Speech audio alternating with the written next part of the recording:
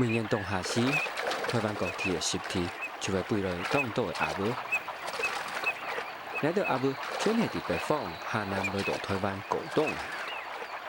到底又来到鸭母呢？安尼来点名看下。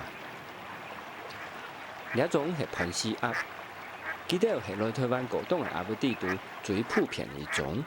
当红人，因为声音记得边边像盘丝的水出做得。有看到当地走开嘅帐幕，今日当红人可能占梅鸭。今片了只是鸭公，佢旁顺的是鸭妈，因为记得鸭公伫翻出去，每个毛会安尼尖尖冲冲，所以才会按落占梅鸭。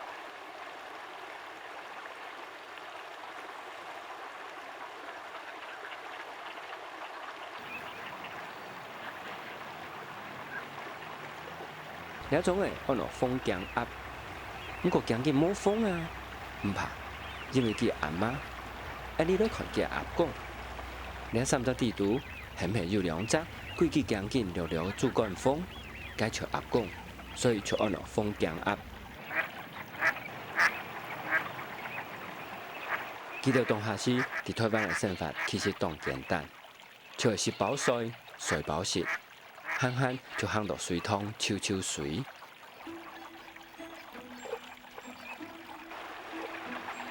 这种按落食水鸭，系所有来台湾高档的鸭母地图数量最多、也最细只的一种。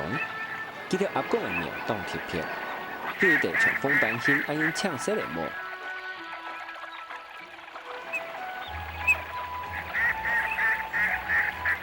和俩亲就全部是米水鸭，意思就是当为米水的鸭母。不过俩亲地图其实有两种。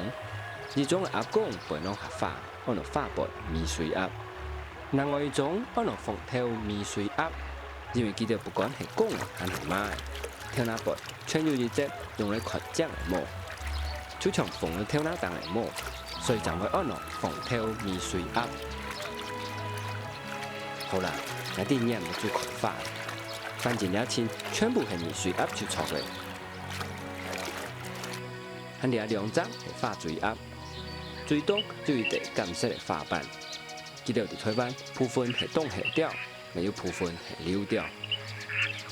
和掠到全是固体，会伫台湾出现的掉。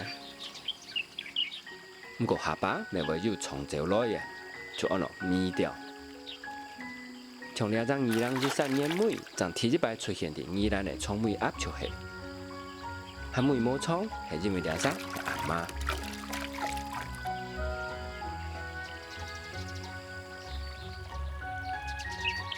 这俩三只枪头鸭，应该就有当地人伫公然比堂看过咧。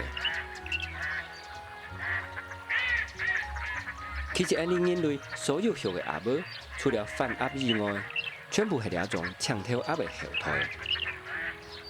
不过，伫台湾，记得大部分的族群还是冻下掉。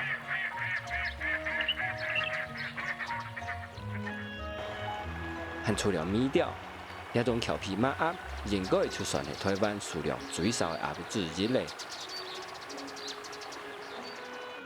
虽然记得有伫高档的时节当点亲，不过本看掉的人发现，却对大沙又会飞上天，因为记得伫台湾食材强悍的看到嘞。